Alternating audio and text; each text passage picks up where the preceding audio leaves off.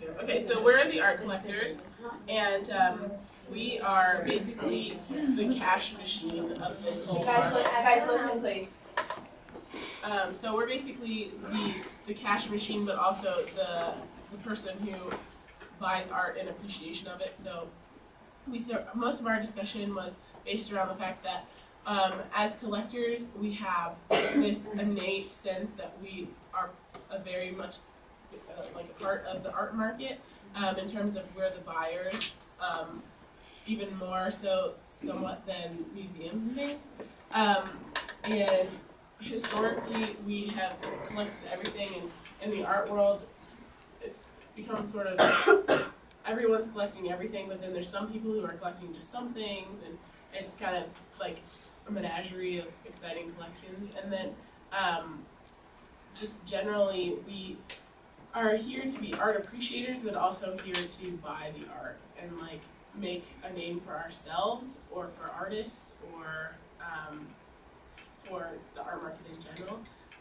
So like Mark Lipson, he may not affect the broader art market, but he does affect those artists' lives that he buys from.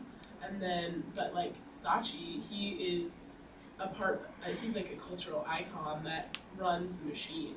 So that's our role. Does anybody have anything to add? Well, I think depending on the type of art that they buy, I mean, everyone has their own preferences, but they can have a larger effect on the market by influencing others' opinions.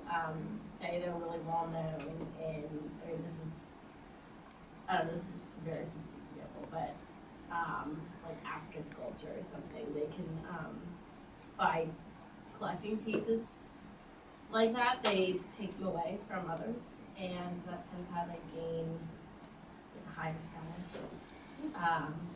And for the most part, they can often be seen as really educated, more experienced they are, and their opinion is respected.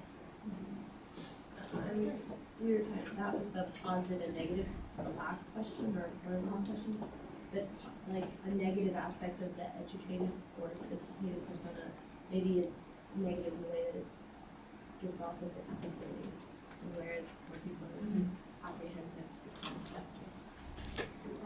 So, from what you guys know, but can you make any connections to other roles in the art world? Thinking about a specific art auction, like if a really important collector is sitting in the room, they like raise the value of whatever's being sold because other people would be willing to bid more because they see that this person is interested. So, they affect the dealer, like the lady that came here. I can't remember her name. Like the gallery. The gallery. She said that she can't put certain types in her gallery because Charlottesville population doesn't have very many. Can we have everyone next week just to keep things moving? Okay, we were the artists, and most of our discussion hinged on the fact that the art world wouldn't exist without the artists. So the main function of the artist is to create the product of the art world, which is art in any form. And they basically work with everyone, so that's kind of broad, but they're in conversation whether they're selling a painting through an auction house, displaying it in a gallery, or someone is critiquing their work, or they work as a display in a museum. They basically work with everyone. Their conflicting interests might be other artists, because their main goal is to create something either for their own personal satisfaction or public satisfaction, or a lot of times to sell on the art market. So their competition could be with other artists.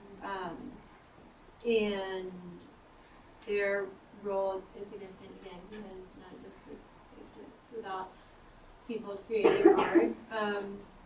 And historically speaking, the role, we thought it had changed a lot. Thinking about like moving through history, like ancient, medieval, Renaissance art was reserved for like noble, wealthy, or elite people, or like governments or monarchies. A lot of state-funded work, so that put the artist in one light, whereas now like anyone can be an artist, so it's more personal. Someone also made the point that for the invention of photography changed a lot of things with the artists and their instruments, and how they see the world. And our example of an artist was Damien Hirst, and so how is he viewed by the public? We decided that he's like a pretty provocative artist, so some people could love what he's doing, other people could not so much care for it or even be offended by it, but so yeah, he's pretty out there, but has two different perspectives. Well, I'm looking at him still. It kind of there's like a shift throughout history, and it like Nancy was talking about it.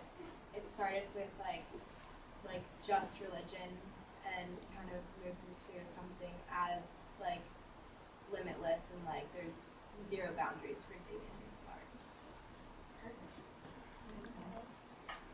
Can I ask, are there options